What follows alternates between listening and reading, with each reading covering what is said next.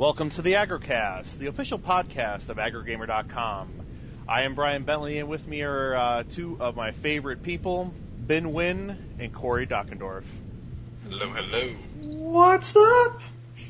Episode 78, guys. We're getting up there. We're getting closer and closer to the century mark. Yes, definitely. I'm hoping that we have some sort of celebration when we reach the century mark. I mean, because 100 is a big deal. That's a lot of talking and a lot of video games. Especially, I guess, especially when me and Brian were probably the two longest co-hosts that Mike has ever had. Yeah, pretty much. There should be like a roast, a Brian and Binh roast. That would be amazing. Oh God. Hosted That would by be frightening. Great. Okay, I think at the 99 mark, we need to do just an episode of a Mike roast. There you go. That'd be just perfect. Discuss his anime obsession and just drill it in their home. It'd be amazing. And we can also invite, Shannon, and we can, hopefully maybe we can get Stephanie on, and, we can all roast on Mike. I'm writing this down. He'll never know what hit him. No. Fantastic. Well, so how are you guys doing? What's going on? I'm doing pretty well, for the most part. I'm currently jobless at the moment still, and the job market here, I'm still sending out resumes left and right, so hopefully I'll hear something back real soon. Other than that, even though I'm not working, I've just been busy, just doing online work and all that stuff, so, with all my hobbies and all that stuff, between writing for AggroGamer and DJing online and all that stuff, I've just been nonstop. More video games. You need more video games. That's all. Yeah, but you're keeping busy. That's the important thing. Yeah. Or something. Something. That's Something. something. How about you, Corey? I'm not too bad. Actually this evening I'm enjoying a nice crisp pumpkin ale while I discuss everything with you guys. Nice. Nice. Very nice. Work's been very lax right now because of the Labor Day weekend coming up. So everybody's just very chill, and it's just been very quiet. So I've actually had time to sit in my office, in my lair, my dungeon, and bask in my monitor glory. It's just fantastic. And with so much stuff coming out this fall, it's just one thing after another. It's great. It's ridiculous. Oh, it's so... I mean, I have no time anymore, It's fantastic. I mean, it really is getting to the point where you're going to have to, pick and choose, and then just be like, okay, I'm going to put all these other games on the side, and then I'll get to them someday. No, I've discovered a remedy to that, and that's I gave up sleep, because I've discovered it's bad for your health. Because honestly, you guys wake up the next morning and you feel like crap, right? Well, if you didn't sleep, you wouldn't have to deal with all that. So you just play video games all the time. You'd be great. I think there's a slight logic missing, but yeah, no, that would be nice. Just a little bit, I can't have video games. I'm guessing you buy a ton of those 5-hour energy drinks and just drink those all the time. That's right. That's why they manufacture this stuff. People don't want you to sleep. Come on. Oh, it's horrible. With the 5-hour energy drinks? Yeah, those things taste so bad. I wouldn't know. I never tried one ever in my life. There's only one brand of energy drinks I can actually stand, and they're they're called Venoms, and that's the only one I can actually tolerate the taste of. Other than that, all the other one tastes like shit. I'm just saying, they just taste like shit. I agree with that 100%. So, anything new with you, Brian? Besides the fact that I spend most of the day being sick, no, not really. Wedding planning is going pretty well, so hopefully we'll be able to kind of put an end to some of it. Like tomorrow, we're going to put the deposit down on the DJ and stuff like that. So, kind of wrapping things up with that. That's going to be nice to not have that hanging over our heads the whole time. That's good. That's coming soon, isn't it? Yeah, November 12th. Wow, you're locked in now. There's no backing out. No. The next step is to run from the altar, and that's about all it's got. I'm actually looking forward to the marrying part. It's all this been having all this pressure about getting, meeting with vendors and like getting everything in line and having itineraries and programs and all that crap is really where the stress is. I'm literally ready. I'm totally cool with getting married. Let's make that happen. Let's get it done right now. Get it done. It's the after part, when you sit down and you sit with your wife and you look to her and say, "Hun, I love you. The wedding was beautiful. Let's play some Halo Reach." And then everything is just magic after that. It's wonderful. And then it's fine. Yeah, and then everything just works out. It's beautiful. It's a lovely thing. So are you guys on the Halo Reach bandwagon already? I am. You know what? As much as I loved, I keep saying that Halo as a series is overrated. After seeing some of the videos and whatnot, I am definitely slowly getting onto the bandwagon.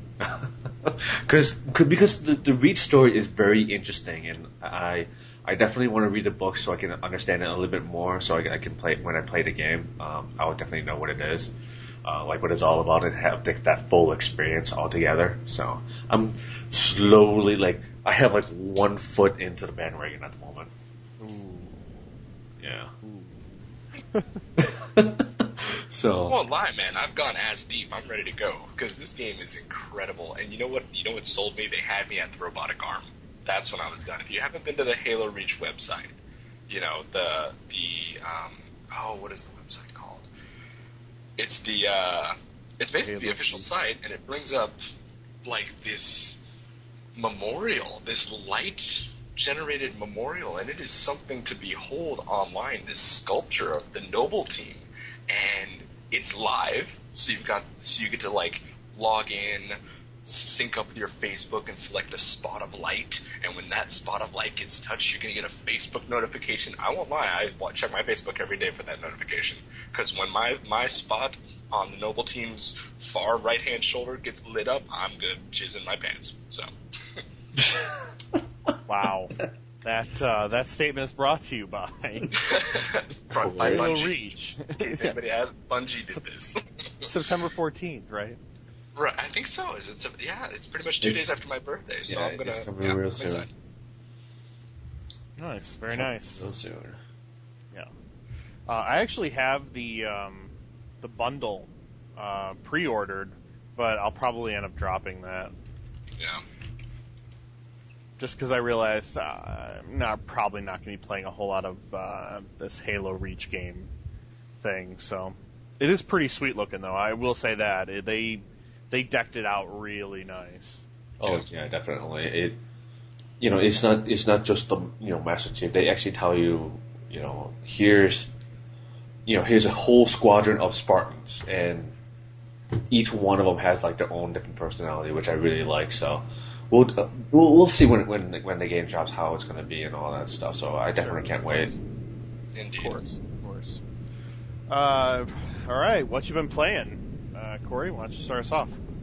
Well, besides obviously all the MMOs and Blizzard taking over my life, like I discussed last week, actually I've been doing a little bit of legacy gaming. I've been going back to the old school Dungeon Siege 2, and then that's specifically because. I had a friend talk to me and said that they got a look at the GameStop release list and said that Dungeon Siege 3 was scheduled for March 21st of next year.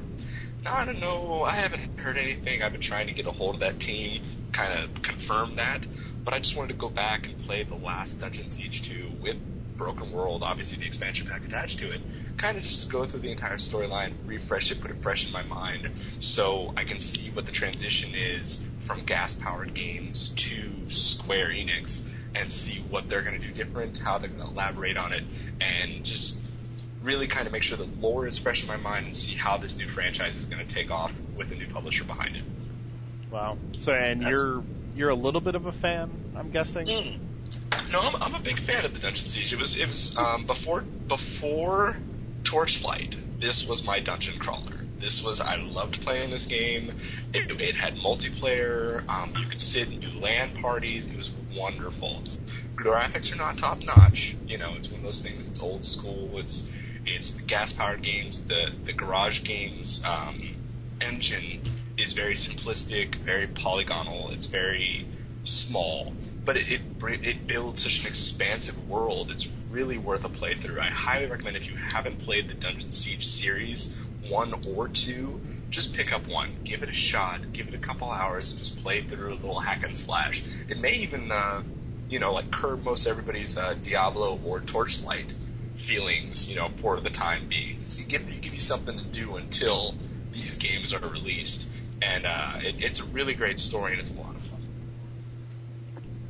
You know what game I really want to go back to, since we were talking about dungeon crawlers? I want to play Mario Brothers. Well, no. I want to play some Neverwinter Nights, actually. Yeah, that's funny, actually. My brother just contacted me and said that he found my old Neverwinter Nights discs and said he had never given the game a shot, and he asked me if I had the code. I was like, yeah. So, got him the code, told him where it was. He went and picked it up and installed it, and he's really having a lot of fun with it so far. So wow.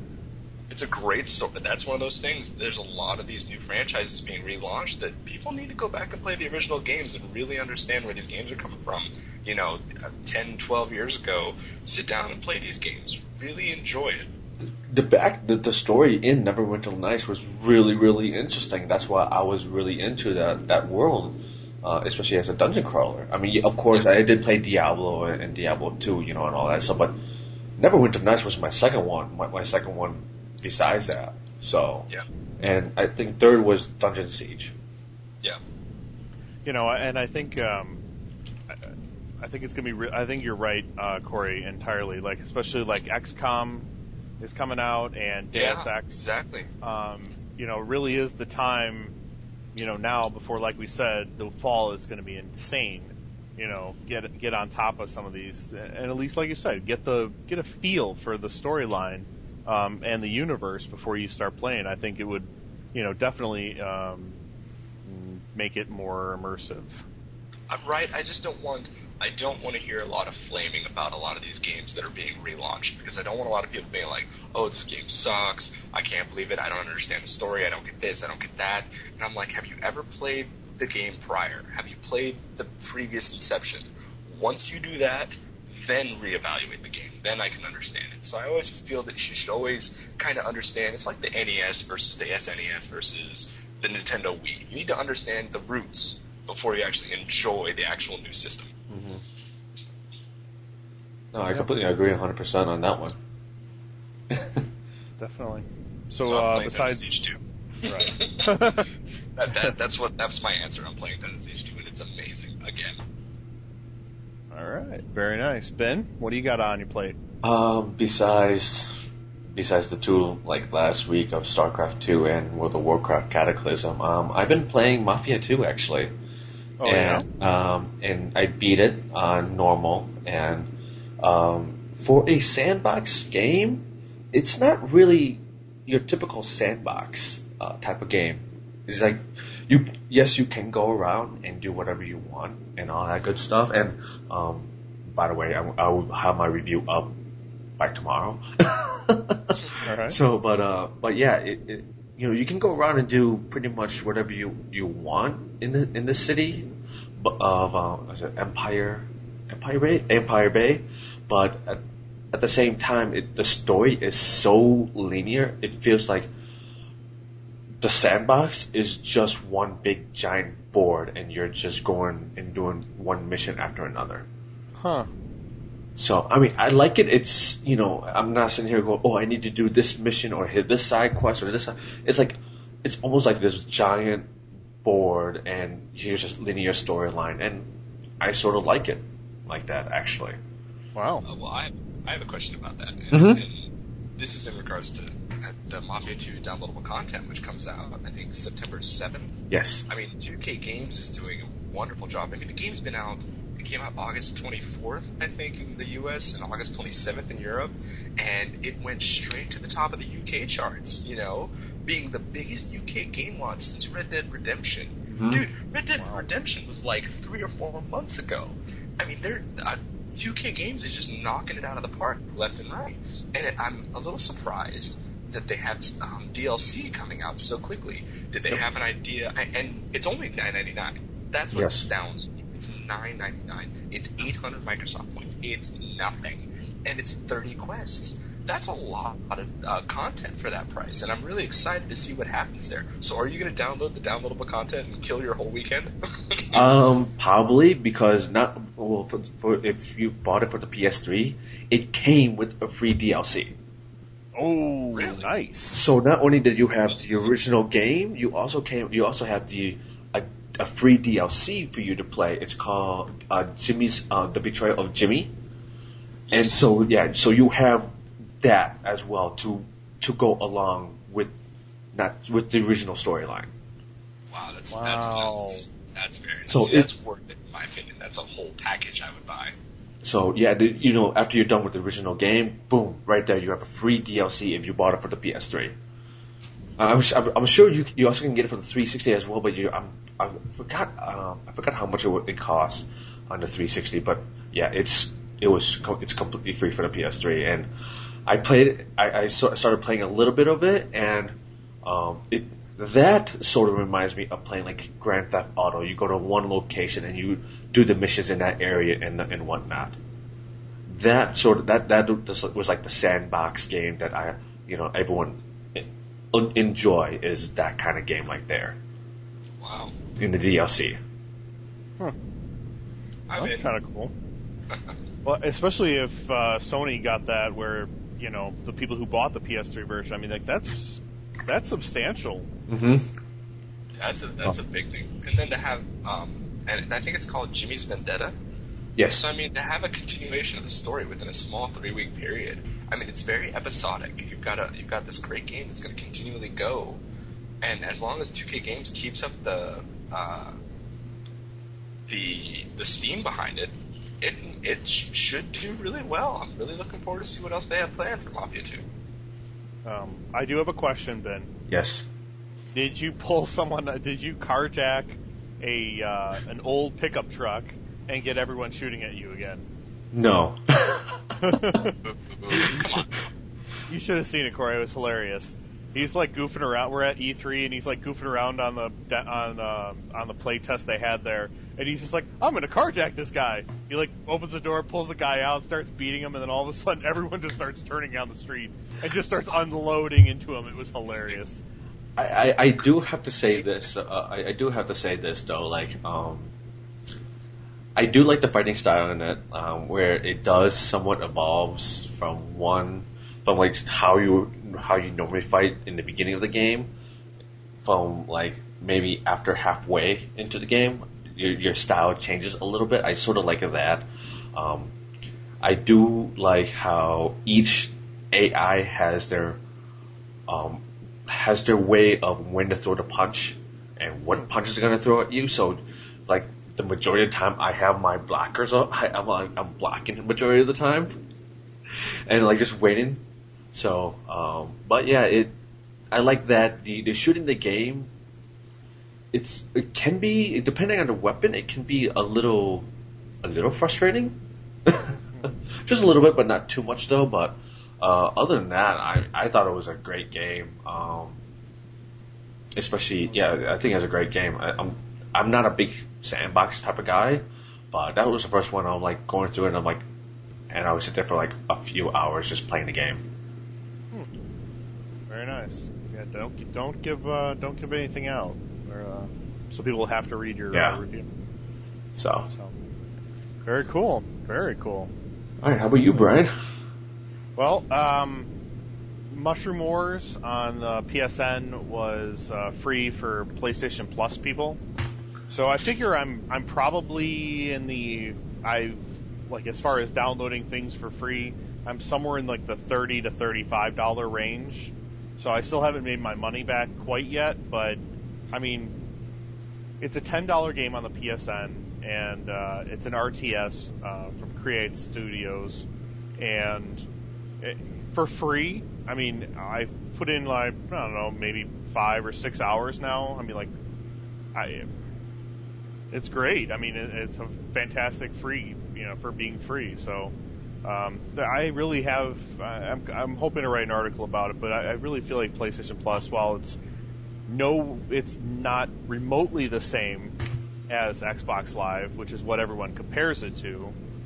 It's not like that, but it definitely has given me an opportunity to play games that I would never have had the opportunity to play, and put those in, these are the guys who did Mushroom Wars are the guys who are doing Trover, and that was a fantastic game. So it just makes me now playing Mushroom Wars. It makes me now want Trover even that much more. So it's kind of getting some of these medium-sized studios getting their games into people's hands, an even greater one, so an even greater amount of people. So I really feel like the program is actually pretty worthy. Maybe it shouldn't be $50 for a year, but of course we'll talk about Xbox Live later. So it's still going to be cheaper than that. But other than Mushroom Wars, I've been playing Persona 4. I basically started the day after our last time we podcasted, so that was 10 days ago. No, 9 days ago, whatever. Yes. Mm-hmm. In that time, I've probably put in 35 to 40 hours. Wow. That good, huh? It's amazing. It definitely, I think I bought it for $35 or something at GameStop, brand new, and it's easily the best $35 I've ever spent, or have spent in a long time. It's extremely deep. The battle system, is very, very good, and it's challenging. There's a lot of different aspects to it, including you having to create friendships with people in your school, when you're during the day, when you're not out fighting, your battle. So really the battling part and leveling and whatever, that's probably only about, 35 to 40% of the game. The rest of the game is, relationships and, not like some hentai game or anything. But you're building these friendships with people. And you could totally ignore that and just do the fighting, but now that I've started to build some of these friendships with the people in my that I have on my team, they actually will do other things now. So there are bonuses to having built the friendship with these people outside of the fighting. That inside the fighting, it's it doesn't happen all the time. It's a random occurrence, but all of a sudden, you do a good move, you do a critical move, and another person is okay, can I jump in? And they're okay, and then they actually just completely destroy whatever the highest highest hit point monster. Just boom, done, and it doesn't count as a turn or anything. It's just bonus. You're all right. Wow, that's awesome. Yeah, that sounds awesome. Yeah, so it's very, very Japanese. If you like JRPGs, this is definitely a great game for you. If you can't stand JRPGs, you want to probably avoid this at all costs. Like the plague. Yeah, but it's. I don't even think I'm halfway through. So 35 hours in, I don't think I'm halfway through the game yet. Wow. So I'm just really looking forward to it. I love it. So I've basically been playing a PS2 game for this entire time. Now, so I have the 60 gig version, so I can play PS2 games. And it's coming through on 1080p. So it's there are just certain parts That's awesome. ooh, yeah, that geometry is not right. One girl, her leg is bigger than the edge of her shoe. I'm that wow. That's not good. But it really wasn't. Yeah, I'm guessing when they were doing this, in 2000, I think what they did was either 2007 or 8. Basically, I doubt that they were I wonder if someone's going to play this in 1080p on a 50-inch plasma. I'm guessing they probably didn't think of that, but it's such a small thing to get really hung up on. But it's funny to watch. She does this jump, and you're yeah, that looks wrong. But and the dialogue is pretty clever, and which is nice. Of course, once you get to the point of being 35 hours in, some of the music starts getting a little on your nerves because it starts repeating over and over again. Oh, that's any game, man. Yeah, and it's actually kind of cool because there's definitely a few of the songs I really like, and they're only kind of wish they were longer than 2 minutes, but it keeps the flow going, and they gave me and it comes with the game, the soundtrack, so put that in the car. It's kind of nice. Wow. All right, fair enough. Yeah. So, if they make one on PS3, if they do a Persona 5, that's going to be like another 75 to 100 hours that are going to be gone from my life. Yeah. But it's going to be awesome. You just gotta let it go. Just gotta let it happen. But yeah, so you've been playing an old school PC game, and I've been playing PS2 game. There you go. That's it. This is the nostalgic episode, is what this is. This is I'm playing. You know what I'm gonna go do next week? I'm playing Super Mario Brothers 3. I'm gonna go get the whistle. I'm gonna work level 8, and I'm gonna call it a day. God, I love that game. That game was awesome. That's one I feel like they should really consider redoing it with some online co-op. Oh man, I don't know about that. It's just one of those things. You just can't do that to Mario. It's just you do something like that, and it ruins the experience. I mean, I remember watching The Wizard with Fred Savage, and they announced the game, and you got the guy in the background, Super Mario Brothers 3. I'm like 8 or 10 years old, and I'm watching this movie, going, "This is the greatest thing that ever happened since sliced bread." I'm like, they're announcing a game in a movie. Big doors open up, and I'm just like sitting there drooling out of my face, and my dad looks at me and goes, "What are they playing?" And I said, "Oh no, we're not going there." It's always been a turn-based game, so, I mean, I don't want to get on the subject of Super Mario and that whole discussion, but don't break what's not broken. That's all I gotta say. No, there's another good group of RPGs, the Paper Mario series. Indeed, I agree. Nintendo, if they have nothing else to do, they can always fall back on Mario. He's always coming in the box. I thought you were going to say Mario RPG for a minute there. I seriously thought you were speaking of RPG, I'm like, oh god, don't tell me you're going to mention Mario RPG. Well, Paper Mario is an RPG. Well, yeah, but because I remember playing Mario RPG on the Super Nintendo, and I remember playing it for the first time, like, oh, this is awesome, and several years later, I tried picking it up again. I'm like, oh my god, how in the hell did I get into this game?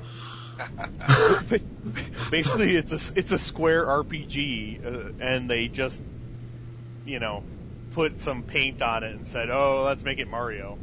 You mean the Nintendo Paint, Mario Paint? That's what they use. Yeah. With that Well, I actually think Square is the one that developed the underside, like the insides to it. So.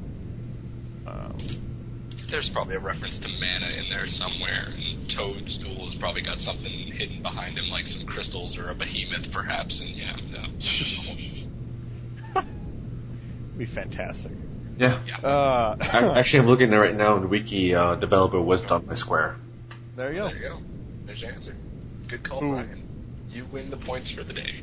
All right. I will buy you beer online and send it to you via Amazon.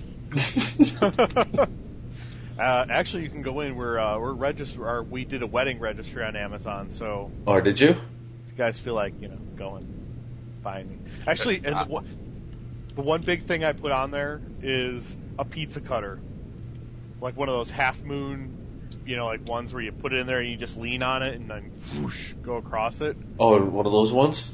Yeah, I fucking love that thing. So where can you find the registry? I just type in Brian. I assume you can just look by my name, but let the fans know. So all the fans can say, hey, you know what, Brian, we're totally gonna buy you something for your wedding from Amazon.com. Just go ahead and put it out there. Let it happen. Yeah. Hey, I'm not the kind of person who just ask people for Microsoft points. Well, you don't have boobs. That's true. But you did ask last week, mind you. He did ask. Yes. True. Surprisingly, no one sent me any Microsoft points. Really? Well, okay, Yes, I so on your Twitter page, you need to put a picture of you standing with your wife, or after the wedding, you and your wife, and a picture with a cardboard piece that says, "Will work for video games." Oh, no, send Microsoft points. Yeah, exactly. Yeah, I there you go. That picture. That's going to be awesome. Oh. Challenge accepted. I'll just Photoshop right on there. Well, now that we spent 40 minutes discussing not only Brian's future plans, but nostalgic video games, I guess we can talk into like what happened this week, huh? Yeah, there's plenty that happened. Plenty, and we also have to go with our segment for this week as well. Oh wow! Did you have one, Brian, or no? I actually downloaded the week is the Vanquish demo. Okay. It was actually pretty damn fun. I don't know if you guys have downloaded that yet. But as soon as this is gonna sound terrible, but as soon as the Sega thing came up, I'm like, oh, okay, I guess I'll try it. But it was quite good. I really enjoyed myself. I don't know if I enjoyed myself enough to, purchase it. But I thought the demo was pretty good. I liked it. So does it feel like if they spent the 4 years on it, that they've been spending all this time to make this game fantastic? Does it look like they made that time investment, or is it just one of those things that looks like they threw together in the last year? No, I mean, it actually looks like they really took some time with it, especially when you're, I don't know what they're calling it, but like when you're using your little jetpacky thing, except it's like on the ground, so it's like if you were doing a baseball slide, except you had this giant engine behind you pushing you around. But Wow. they did. Okay, it's actually cooler than it sounds. But they actually worked with the, like how you can see like your line of sight. It sort of, changes slightly because you're going so to give you that impression of speed. So it was. I was actually pretty. I'm not gonna say impressed, but it was much better than I thought it would be. And that comes out October, doesn't it? I think it comes out in like the first half of October. So yeah, I believe so. It should be interesting to play. I'm gonna have to download the demo now. Thank you, appreciate that. So, yeah. All right, bargain bin. My bargain bin for this week is coming from GameFly.com. I don't know if this surprises anyone anymore or whatnot, but no, my bargain bin is actually God of War 3. You can buy this used at $21.99. Wow. So if you haven't picked up this game yet, it's $22. There's no reason why you should not pick up this game at all. It's a pretty epic game. It's your hack and slash type game, but just the story behind it and just the lore of the Greek gods and all that stuff. It's definitely worth the pickup, especially for $22. Good call. Good call on that one. Yeah, I mean that game is not even a year old yet. No, and it's used at $22. So pick it up. Just definitely pick it up. So. That's too funny. I was like, you know what? It's been a while since I looked at GameFly. Let's see what I have, and that was the first thing I saw. I was like, all right, I got it. You're like sold and done. So, all right. God of War 3, can't pass that up. I threw up my Netflix instant watch thing to see if there's anything really worth. Oh, hello! seeing. September 1st, Iron Man came out on Netflix. Oh, on the instant watch. Yeah, it's got to be instant watch. Instant watch. Here's something. Up from Pixar. Really? Okay. Yeah, I love that movie. I thought it was great. I'm going with Iron Man because Iron Man's on instant watch. So booyah, kashaka. All right, there you go. There's your Netflix picks. And that came out, I think, September 1st. That came out yesterday, and you can put it on Instant Watch. So I will be watching that tonight. Nice. Yeah. I did watch Ponyo recently. That was really good, too. I took my 4-year-old to go see that in theaters. Good movie. Very good movie. For the anime fans out there and the Totoro fans out there, definitely go check out Ponyo. Definitely. Totally worth the watch. And that's our anime section of the week. No, Mike's not here, so we gotta throw it in there. Well, we can talk about, some anime. We're not talking about dolls. Oh, that's true. Yeah, there are no dolls. I just got a new one, too. Posted it on Twitter, and I was like, that's gay. Oh, come on. I'm kidding. I give him a hard time because I can. Because I love him. That's right. Oh, come on. People can watch Batman vs. Dracula on Instant Watch. Wow. That's something. But the real question is can they watch Batman the movie with Adam West? Oh, like the classic Kapow, like old school. Oh yeah, it's fantastic. It's actually, if you haven't seen it in a while, you should totally watch it because it's hilarious. Oh, especially when you're drinking. Oh wait. Well, yeah, but you definitely would want to, because you're like, there's this part like towards the end when he's like, wait, right as they're like trying to like save all these, UN members or whatever. He's like, wait, Robin, this may be the greatest scientific discovery ever. And it knows it. Yeah, well, and it's like then they take this long, like, dramatic pause, and I'm like, I just start laughing because what else are you gonna do? I mean, like, yes, Adam West is about to make the greatest scientific discovery of all time. Amazing. Well, if we're going to talk about Batman, let's talk about, if we're It going to is go on that there. route, and let's discuss the Batman, the Brave and the Bold. Have you guys seen the preview for this? No, The but new I've heard title? good things.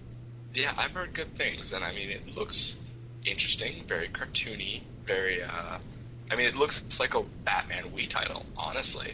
It looks like Nintendo, made it Teen Titan-ish and said, hey, it's Batman, play on, and it looks cool.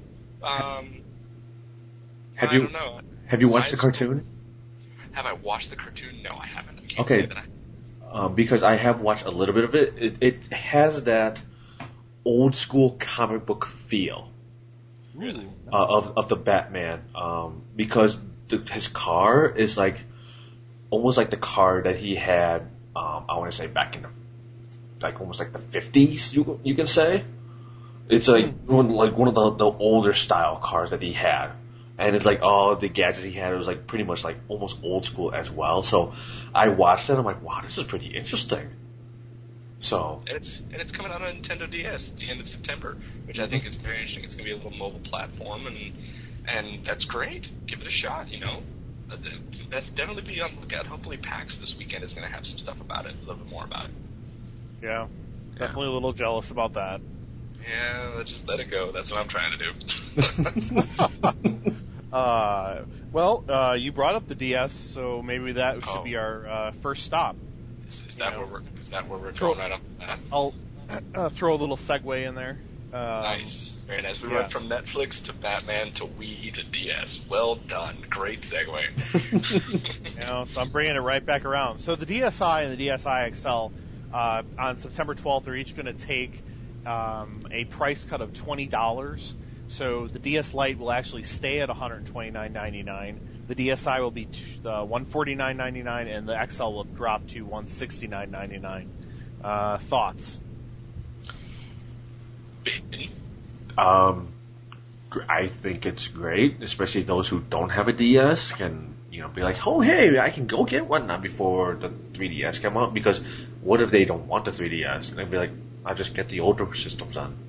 Especially parents that don't want to drop another, I want to say $250 on the 3DS and be like, oh here's a 3D, here's a DSi for you, especially before Christmas. So why not get the Christmas shopping done now? And that's one of the things I brought up in my article, is it feels like they're doing it this far out in the holiday season so that the kids will be like, oh, buy this for me, and the parents are going to go out and buy this with the 3DS right around the corner. Mm-hmm. But with the DS, I see a lot of people that already have the DS. People have already invested the money in the DS, and I mean, according to like the data that everybody's seeing online right now, it's currently right behind the Xbox 360 for the must-have item. And I think that Nintendo is dropping its price $20 towards the holiday season to get and make that final push before they have the 3DS come out. They're trying to say, you know what, everybody who doesn't have one needs to have one, and when the latest console, the latest handheld comes out, when the 3DS comes out, they're going to make a big push for that. But they want to get at least one DS in everybody's hands, so when the 3DS comes out, a lot of people aren't confused, they know how it's going to play, all they have now is 3D graphics and high resolution. Okay. All right, Corey, so my question to you is, so you see this as being aimed towards the market of people who do not have one currently? Completely. You cannot swing a cat in a room with somebody who doesn't have a DS. It's impossible. Everybody has one right now. It's one of the most popular handhelds out there right now. Between kids, adults, everybody pretty much has a DS at this point. I'm buying my 4-year-old one for Christmas because it just dropped $20. It's that type of deal. Okay, but you don't see this as them trying to get people to upgrade to the DSi or DSi XL before the 3DS comes out so they can hit them again for another, sale. I just don't see it happening, really. I just don't see DS users making the investment for the smaller DS when the 3DS is coming out so close. I mean, it's just one of those things that it doesn't make any financial sense. Why are you going to say, okay, I want a smaller stylus and a smaller screen. Oh, wait, I can have it in 3D. That's like buying Avatar and then 2 months later buying Avatar the Special Edition. You just wait for the Special Edition. Get all the bells and whistles attached to it and be done. No reason to get the older one. And if you've already got one, why push to get the smaller one? You already have one. You can play all the games on it. Call it a day. Well, I actually like the DSi XL. That would be something I would play. But after having the 3DS in my hands at E3, I'm just waiting now. Yeah, exactly, and I think that's what this is. This is a big push for the market, for them to say, if you don't have a DS, whether it's a DSi or a DSi XL, this is your opportunity to get either or. And I mean, I'm sure that if you don't have one, you're obviously going to buy the DSi XL, because you're just going to get whatever the latest version of that product is. And with everything, with them dropping the second place behind the Xbox 360, according, I think, to NPD data last month, I think it dropped down some 100,000 units or something like that, previous to June. So they had a big drop, and this is that push to say, we still want to make sure that everybody's getting one of these in their hands. And it's a business push is what it is. So do you feel like the $20 is enough? Oh, yeah. At this point, any discount, especially towards the holiday season, any discount, $20 is plenty. That is plenty. Because they're going to put out the new product, they're going to save themselves a little cash, and they're still going to get the income and capital coming from the old product. I mean, people are still going to buy this thing. It's a good system. It's a stable system. It's got a great library of games. People are going to buy it. And pushing it towards the holiday season, what will happen is that you'll have that parent who goes, you know what, I'll get you a DSi, we'll get you a 3DS next year. And that's what's going to happen. So all these kids are going to get it in December because it's the cheaper alternative to the 3DS. It's the parent's way out is what it is. Breaks my heart that people are going to buy a DSi and then buy a 3DS, for the same kid, a year later. Oh. Yeah, they'll wait. Oh. They'll wait. So, we've all seen it before. We all have that friend.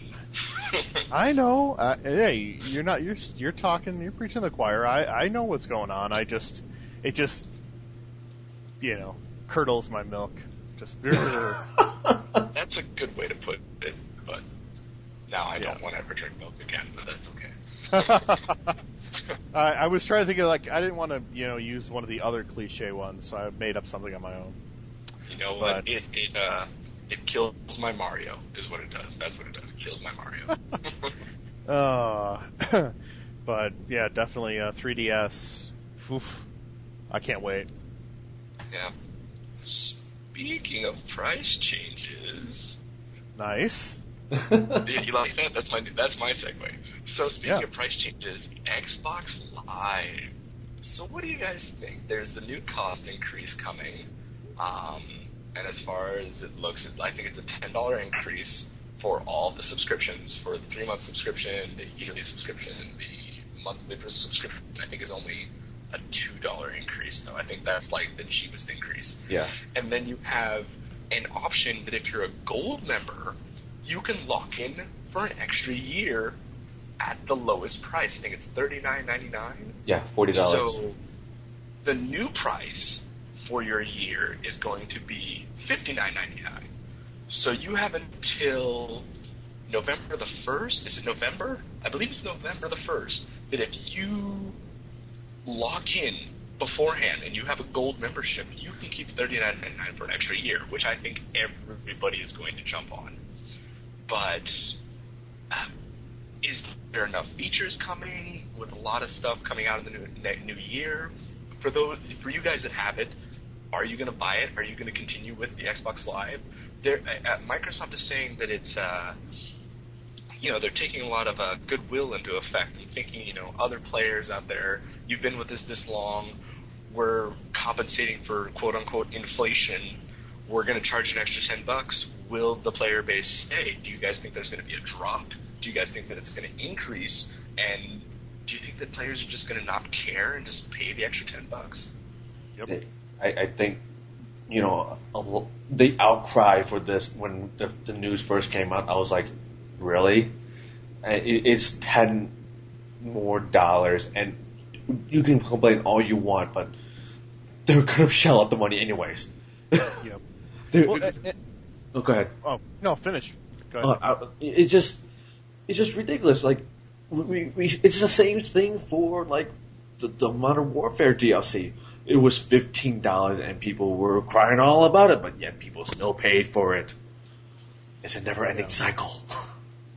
I happen to agree with Binh on this one. I find it kind of disconcerting that the people who kind of have made the biggest stink about it are the people who are the most vehement about, paying for Xbox Live to begin with. But yet their sensibilities are completely offended over $10. It's like, well, if you're going to back the damn system, of Xbox Live, then just pay the extra $10. I guess I just don't see what the big deal is. Well, for all my subscriptions and all the paid subscriptions that I have for whatever service, I mean, you have a lot of cloud computing coming out in PC gaming, like OnLive, and you have all your MMOs out there that charge you a base model. I've never had a game personally increase its price on me. I've always had a deduction or go free to play with the microtransactions. Here I feel you have Xbox that's increasing its game for you to use Live so that you can play such games, Modern Warfare 2, Halo Reach, which comes out next month, or this month, and then you also have microtransactions on top of it. Microsoft is making a grip of money with this. And just by increasing $10, although it doesn't seem like much, it's a small margin, to Microsoft this is millions of dollars added to their bottom line just for people to play, just to play online. And what my problem is that I want to make sure, there have been some other features, like they're getting ESPN, I think, Hulu Plus is coming up, and obviously everything with the Video Connect, which I think is the chatting system. It's like Skype online, but I don't know. But see, I think that's what they're charging for.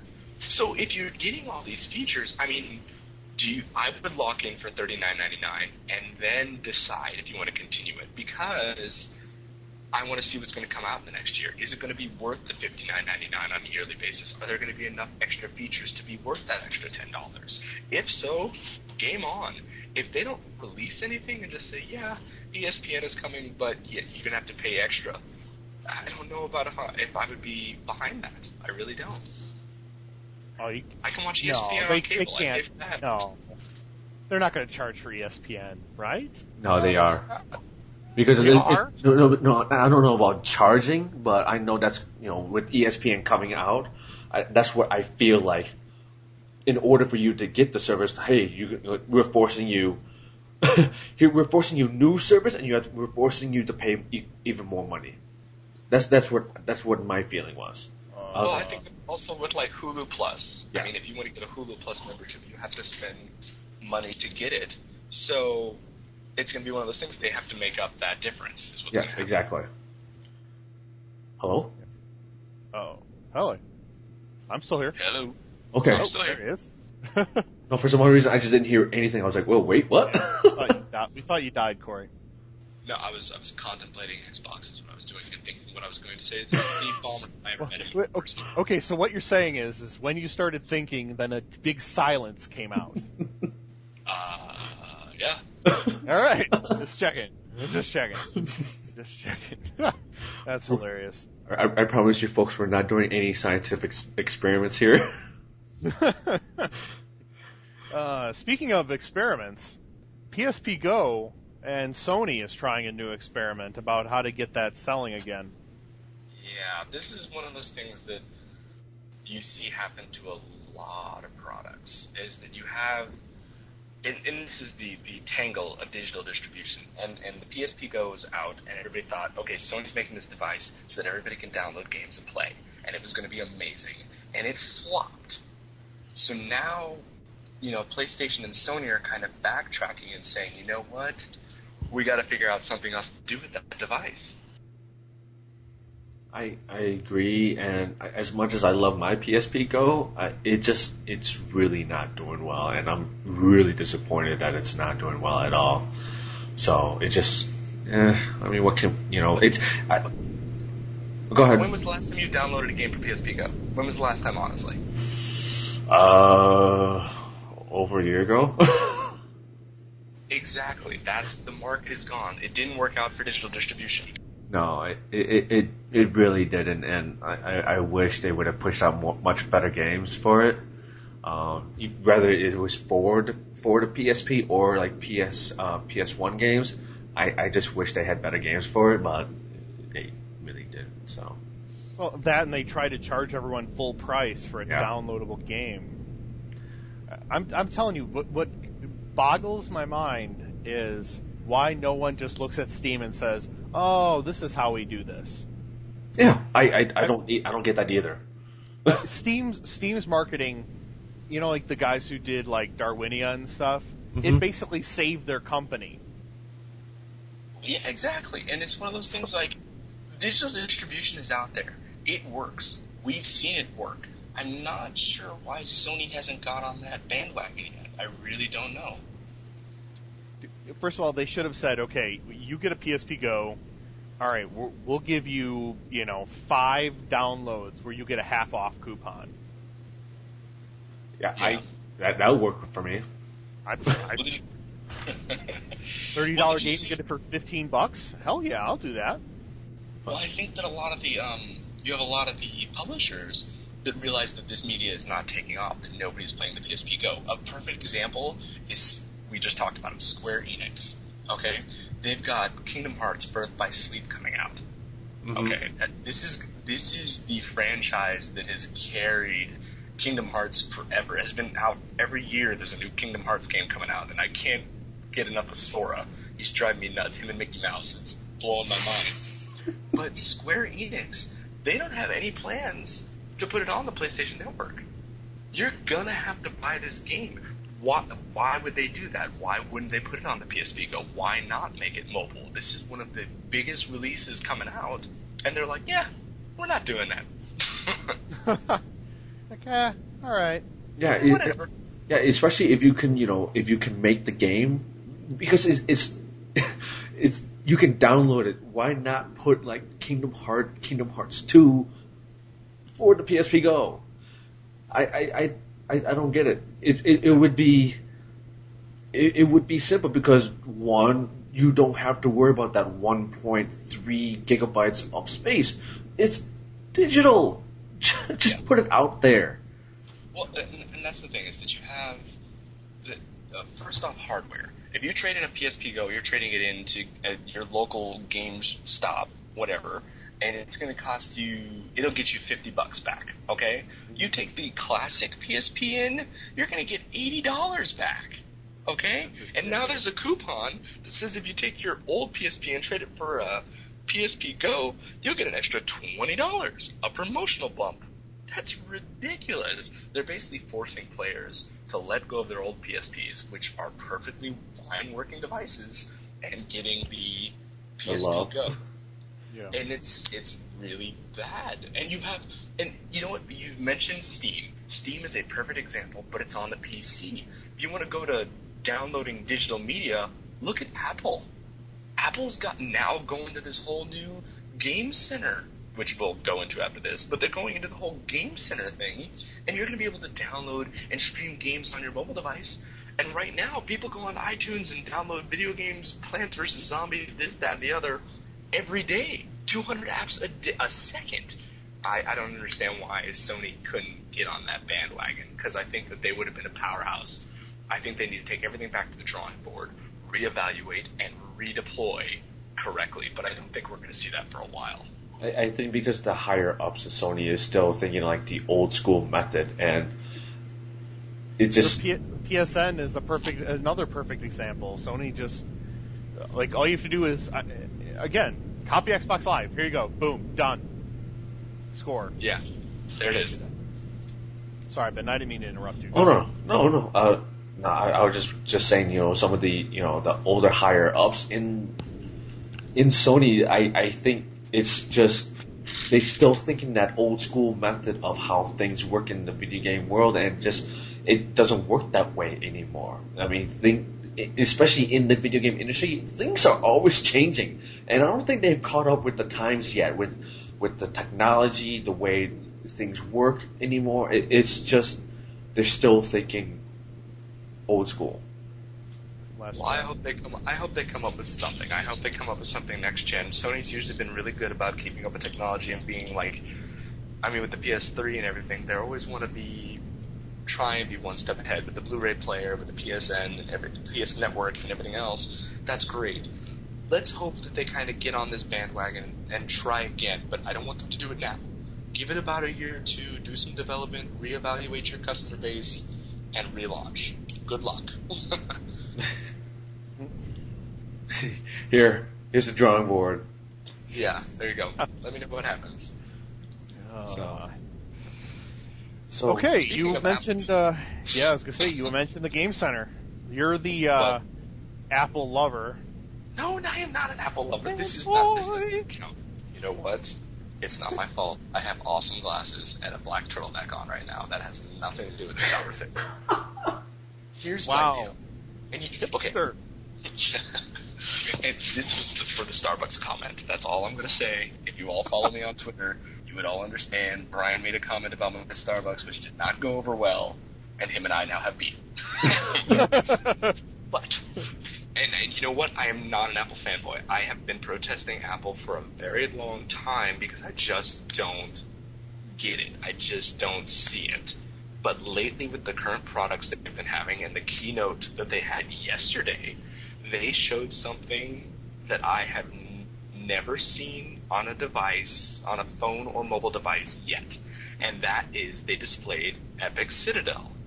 And Epic Citadel is brought to us by the most beautiful company in the world, Unreal. And it's an Unreal-powered game. And this Unreal Engine technology is now on a mobile device, and it's basically just it's a castle game. It's like a dungeon crawler that you're walking through. Yeah, the demo you can download on iTunes right now. The environments are beautiful. It's just one of those really gorgeous titles, and they also have one, Project Sword, where you can fight each other as knights. Hello? On a mobile device? I'm kicking somebody's ass with this game. I would buy an iPod or iPod Touch just to play this game. Like, this would be my mobile gaming device, honestly. It's the Unreal Engine. Show me another device that has done that, and I will gladly buy that device. Anybody? Well, they had They had that tablet in the NVIDIA booth at CES. Yes. Yeah, how's that coming out? Where you got one? Because I don't. I'm just saying, I haven't seen anything hide nor hair of it. It's been we're coming up to the fourth quarter of the year, and Apple's like, hey, here's my product, here's my games on it, and here's the Unreal Engine. What you got? Everybody's a day late, $1 short. Now this is the bar. This is something that people have to say. If you're going to have a mobile device, if you're going to have an Android device, BlackBerry is like way behind. But if you're going to have an Android device and downloadable programs, you better step up and bring on the Unreal Engine. I better be able to play every Unreal game. Give me Unreal Tournament on my mobile device, and I will sit in airports for hours and never catch a flight just so that I can sit there and play. Yeah, you got the Unreal Engine, you got Flash. Oh wait, no, you don't. You don't need Flash. Just don't bring up old stuff. It's just let it go. Just don't. You don't need to have Flash. You have the Unreal Engine. What do you need Flash for? You have the Unreal Engine. To surf the internet, maybe. We're just gonna start building all apps in the Unreal Engine. You know what? You check the weather. Unreal Engine. Okay, I'm sorry. If the Unreal Engine told me the weather, I would believe it every day. If there was a hurricane out my front door and the Unreal Engine said, clear skies today, I'd be like, oh, hon, clear skies today. Let's take a walk. Let's go. Let's have at it. That's awesome. Maybe they'll build Second Life in the Unreal Engine for the iPod Touch. There you go. I swear to God, I'd buy it. My God. Someone just hopped on the bandwagon. No, I haven't bought it. I don't have a single Apple product in my house. I just don't have one. But this is making me think, and reevaluate. Give me the Unreal Engine on an iPad. Give me my mobile devices with serious engines on it. Give me a development program that I can actually build my own dungeons on. Give me the Neverwinter Nights tool set on an iPad, and I will buy that device because there is nothing out currently, and will not be out for at least a year, that will develop like that. It's impossible. There's just nobody that can keep up. Right? Thoughts? I can't hear you over my turtleneck. I'm sorry. That's all I have. That's my only thing, and I've been against Apple the entire time, but I have to say, they're coming out of the box and they're making the Apple iPod/iPhone a gaming device, and they're outselling Sony right now. Everybody's like, why get a PSP when you can get an Apple iPod?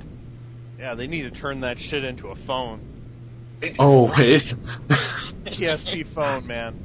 That'd be awesome. But remember, that was a rumor a long time ago. They were going to say on the new PSP it was going to be a phone, it was going to be amazing, and I was thinking, how are you going to talk into the control stick? I didn't know how that was going to work. But now I'm like, your phone is your video game device. That's it. You always have one. You're always going to make calls on it, and you can always play video games. It's going to kill a lot of the market for mobile devices until somebody comes up with something next gen. That's just how it is. We'll definitely see how well it goes with I'm guessing this is going to be more of like mostly for casual gamers when especially on the go, and they want to wait for something and they want something to play. They can definitely do that. I'm not sure, especially the price point. Like the hardcore gamer, it's gonna sit there and gonna be like, am I willing to spend $200-300, close to $400 for a mobile device? It's a 64 gigabyte model. That's 64 gigs. You know how many games you can have on a small device that you can download from iTunes for 64 gigabytes and your music and everything else? Well, yeah, but it just if I'm going to play a game, especially on a mobile device like that, I might as well just get the iPad. Okay, all right. Give me a 32 gigabyte iPad that's running World of Warcraft, and everybody can kiss my ass. That's all I'm saying. Honestly, World of Warcraft is only, I think, 15 gigabytes right now to download with patches. I think so, yeah. Give me World of Warcraft on an iPad or any tablet with a 32 gigabyte space that I have not only room for my game, but I can play everything else, and some sort of control stick, because if I have to use an iPhone as a controller, I'm going to shit kittens. But otherwise, an iPad running World of Warcraft, I'm in. And with them bringing the Unreal Engine, I don't see MMOs not that far off from being on the iPad and iPod. I really don't. I don't either, but it'll be the day when that happens, though. And I'll buy one. Knowing you probably will. I won't even lie. But I want everybody that I tell right now, if you have an iPod or iPad or whatever, go and check out the demo. It's on iTunes right now. Look up, I think it's Project Citadel. It's Epic Citadel and Project Sword. If you can find those two, you can download at least Epic Citadel and just do a little traversing of a castle, and it is amazing is what it is. It's a beautifully rendered game, and I really wish someone would tell me how they, and this is just a programmer's note, how they took the Unreal Engine and basically converted it into OpenGLES. I just don't see how that happened, and that's what's really impressive to me, is that from a programmer's side, that was a lot of work. All right. Yeah, I'm but it's going to be worth it if they can license out the Unreal Engine on iPhone. Definitely. The minute you do that and developers have that tool in their hands, you will see tons of fantastic games coming out on that mobile device. Wow. It's a sad day. It is a sad day. Then y'all know that, you know what, in a year from now, when you're all like, hey Corey, I downloaded the greatest game on iPad or whatever, I'm going to be like, haha, told you. Remember back in episode whatever, coming up to the century, where we talked about the iPad? I was right. 78. Hold on, I'm writing this down. 78 told Brian and Binh they would have Apple devices in 365 days. Good to go. All right. I already openly admitted to some of my friends that my next laptop is going to be a MacBook. No.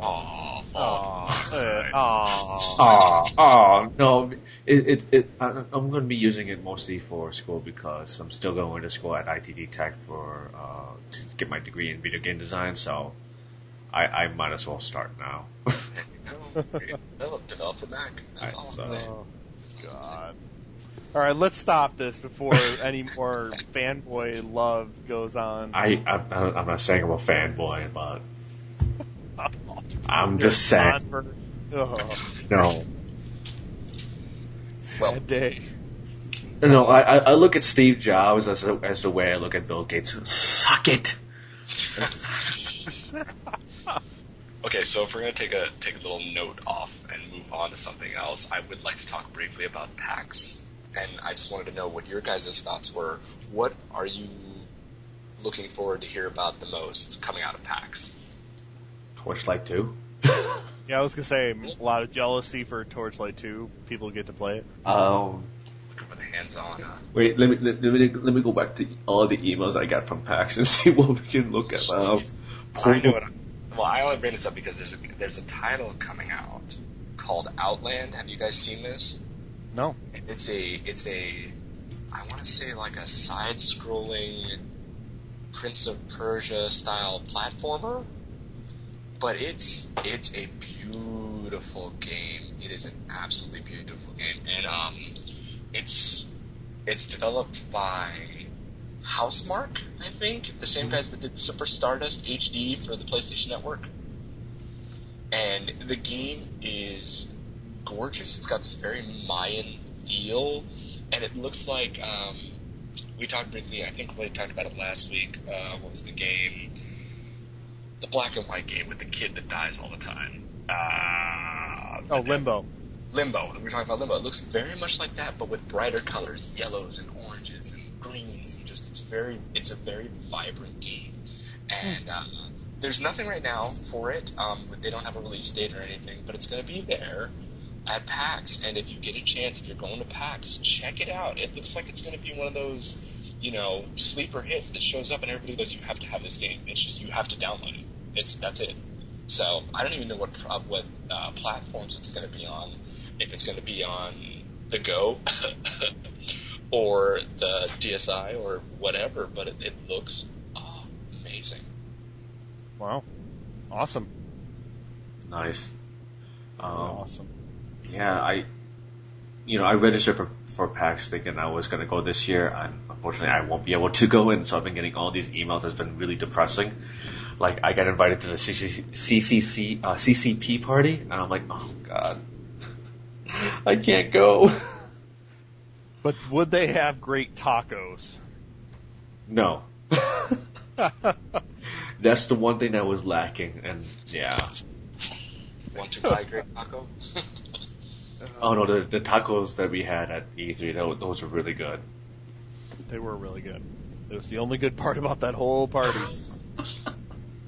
Pretty much.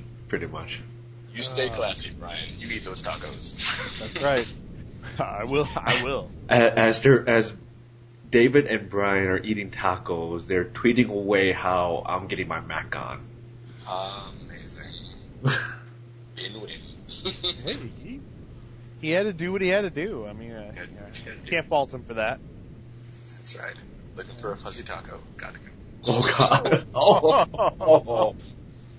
Oh, hey. Hello. Hey, there it is. Well, at least we know one thing. Corey's helped bring the class back up. Yes, definitely. Absolutely. All right. So let's say we wrap this up, huh? Yep, Fair definitely. Guys, have anything else before we close up shop? Everyone that's up in PAX right now, have fun. Don't party too much, and hopefully we'll definitely see you guys in the next conventions and whatnot. So Wash your hands. and yeah, don't get the nerd flu.